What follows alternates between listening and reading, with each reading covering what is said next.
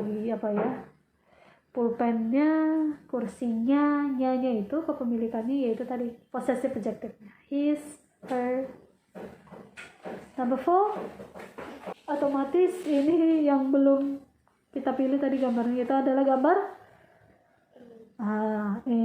namanya Jennifer Lopez, is a singer and actress. Ya.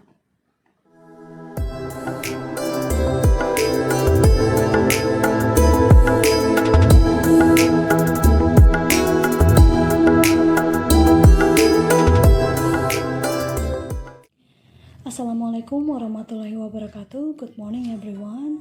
Nice to meet you. Let me introduce myself. My name is Ria Rafika. You can call me Miss Ria or Ria saja bisa ya. Oke.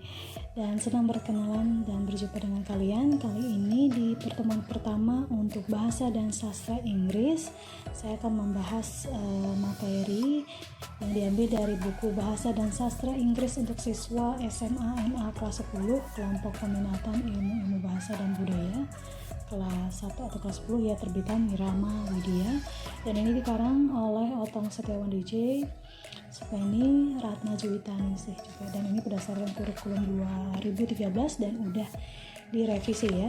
Oke, sebelumnya di semester pertama kalian udah diajarkan bahasa dan sastra Inggris sama Pak John, dan dari buku ini terdiri dari 10 unit ya, dan untuk semester 2 jadinya saya mulai langsung dari unit 6 yang berjudul It is Too Expensive. Okay, the objectives of this unit, by exploring and being engaged in this unit, you are expected to apply social function, generic structure, and language elements of expression to state and inquire sufficiency or insufficiency to do something in accordance with their contextual use. So there are some objectives. Total ini ada 11, yang kalian bisa lihat di video ya. Ada 11 tujuan yang bisa kita raih setelah belajar di unit ini. Jadi yang pertama, nanti kalian akan bertemu dengan grammar langsung ya, dan ini pembahasan mengenai to and enough ya. Dari halaman 102 bisa kalian lihat itu ada grammar review juga. Bagaimana penggunaan to and enough. To yang bermakna terlalu, sedangkan enough berarti cukup ya, dan dua-duanya ini memiliki perbedaan.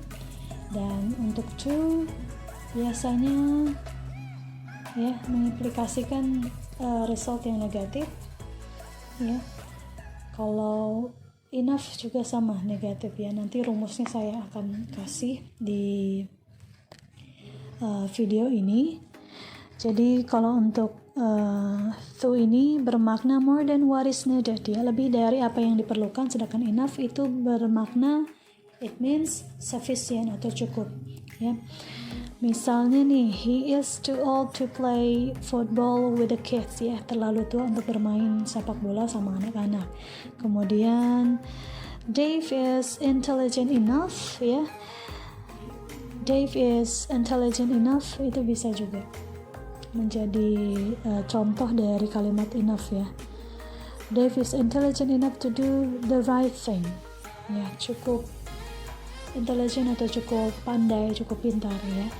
Dan untuk rumusnya juga saya akan kasih ini penggunaan dari to and enough. Dan yang pertama kita pakai saya akan jelaskan yang to ya. Kalau to ini ditempatkan atau ditulis sebelum kata sifat dan juga kata keterangan. Jadi rumusnya to plus adjectives atau to plus adverbs atau kata keterangan. Sedangkan enough ini setelah mereka ya. Jadi adjective ditambahkan enough, kemudian adverb ya, kata keterangan ditambahkan enough ya, kebalikan dari to. Kemudian selain rumus tersebut ya, nah enough ini juga kalau sebelumnya itu enough rumusnya adjective terlebih dahulu, kemudian baru enough-nya ya. Sama juga untuk kata keterangan adverb ditambahkan enough. Nah, kalau untuk kata benda, enough ditempatkan di depan ya, untuk mengatakan bahwa benda ini cukup dimiliki ya. Enough ditaruh di depan, kemudian ditambahkan noun ya, atau kata kerjanya, seperti pada contoh di sini ya. We have enough money, kami punya cukup uang ya, itu. Jadi enough ini may also precede noun, jadi bisa didahului terlebih dahulu. Biasanya enough dituliskan sebelum kata benda, misalnya seperti itu ya. Kemudian contoh lain juga, I have not got enough money to buy this computer ya, enough money ya, seperti contoh yang di atas juga. Terus itu untuk yang enough. Kemudian noun bisa juga dipakai untuk pakai kata yang to ya, tapi menggunakan too much atau too many. Kalau ini misalnya kata bendanya bisa dihitung ya, seperti too much untuk kata benda yang tidak bisa dihitung atau uncountable nouns, sedangkan too many untuk kata benda yang bisa dihitung ya. For example here, as you may see on the video, for too much ya, yang biasa digunakan sebelum uncountable nouns, sedangkan too many untuk countable nouns. Lihat di sini yang di nomor 4, untuk pengekspresian atau ekspresi too much dan too many. 4A, lihat di sini contohnya ya. There is too much salt in this food. Terlalu banyak garam di makanan ini. Sedangkan untuk too many, salt di sini tidak bisa dihitung ya, makanya di sini pakai too much. Kalau untuk yang too many, pakai kata benda yang bisa dihitung, countable noun ya. Seperti pada contoh di video, there are too many students in the classroom. So students ada termasuk kata benda yang bisa dihitung, makanya pakai too many. Terlalu banyak siswa atau pelajar yang ada di ruang kelas ini, seperti itu ya. Setelah penjelasan tersebut tentang too and enough, too much and too many, saya harap kalian paham ya mengenai penjelasan ini. Walaupun misalnya tidak paham, bisa kalian tanyakan di grup atau langsung WhatsApp saya ya, atau bisa komen di link bawah di video YouTube ini ya. Dan kita akan beranjak ke penjelasan berikutnya, yaitu mengenai expressing capability and also incapability. Ini ada formulanya here. We can express capability or incapability ya. Oke, jadi rumusnya ini menggunakan modal kata kerja, yaitu modal can ya, yang bisa dipakai untuk present, past, or future capability, past capability, or incapability ya. Oke, formulanya yang pertama untuk yang present capability ya, bisa menggunakan can ya. Can ini subjeknya semua subjek bisa, terus ditambahkan setelah subjek adalah can, modal kata kerjanya yang bermakna dapat atau bisa. Kemudian wajib menggunakan kata kerja yang bentuk pertama, tidak pakai akhiran apapun ya. Nah, untuk negatifnya incapability, jadinya itu subjek apapun juga ditambahkan can't or cannot or can't ya, baru ditambahkan kata kerja yang pertama dan yang lainnya pelengkap atau objek, bisa seperti itu ya. Itu untuk capability dan incapability yang present menggunakan can. Sedangkan dalam bentuk pastnya, mungkin di masa lalu kalian pernah bisa atau mampu mengerjakan suatu skill ya, atau hobi nih. Nah, bisa diungkapkan dengan formula ini. Subjek ditambahkan subjek apa aja juga, ditambahkan code ya, ditambahkan lagi kata kerja yang pertama, seperti itu. Masih sama kayak pola yang present ya, cuma bedanya can jadi code ya. Code-nya di sini O sama L-nya tidak dibaca ya. Kemudian negatifnya couldn't ya, subjek plus couldn't ya, tambahkan verb 1.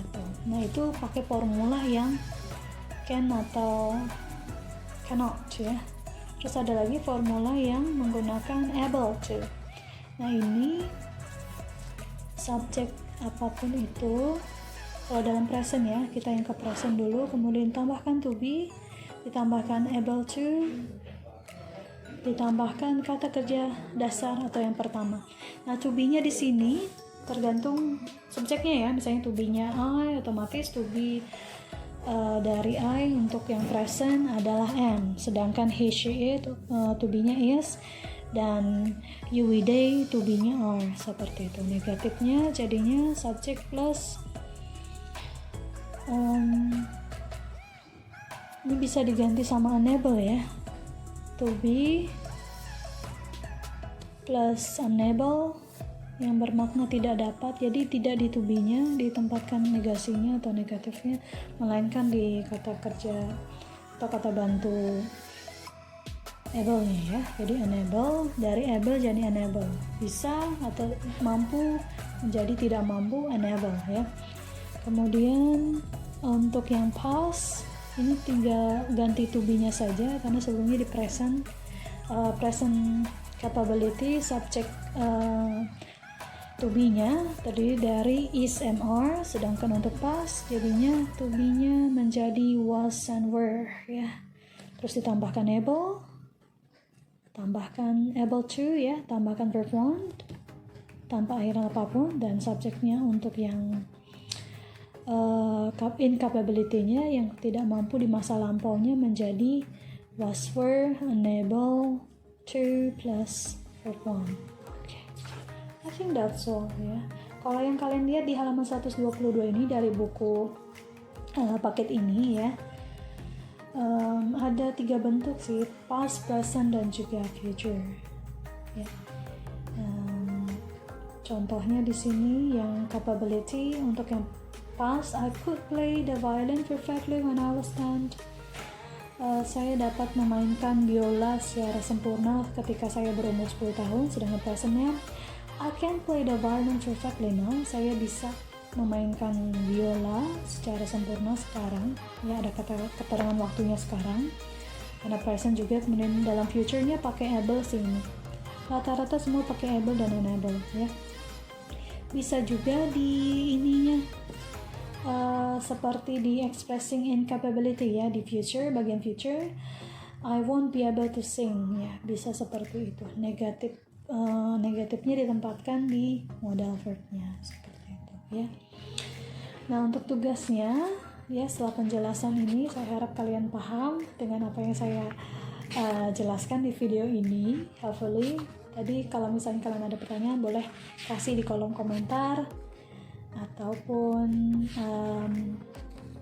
bisa di grup WhatsApp kita ya. Dan untuk latihannya saya akan kasih esai ya, ada 1-10, entah ini activity 7 or activity 11. So there are 10 sentences dan numbers, ada 10 nomor. Ini tinggal kalian tempatkan apakah menggunakan to atau enough ya. Kita ambil dari halaman 103 aja nanti ini latihannya ya. Boleh kalian jawab di nanti di e-learning masing-masing ya. Berarti ini K13 ya, mengenai pengetahuan, menilai tentang tugas pengetahuan. Kalian akan lengkapi kalimat 1-10 dengan menggunakan to atau enough secara tepat ya.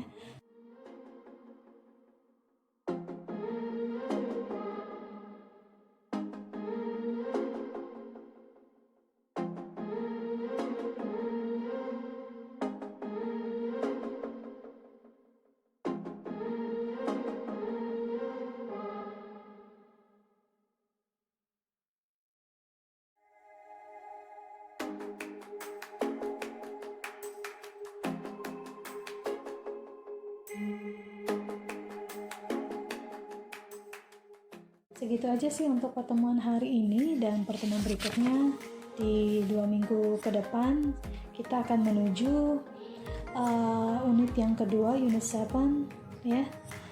So if you have questions guys, please don't be shy to contact me or comment on this YouTube video. Yeah, thank you so much for listening. Thank you so much for paying attention to this video, and I hope I'll see you again next meeting. Thank you so much. Assalamualaikum warahmatullahi wabarakatuh. Thank you. Bye.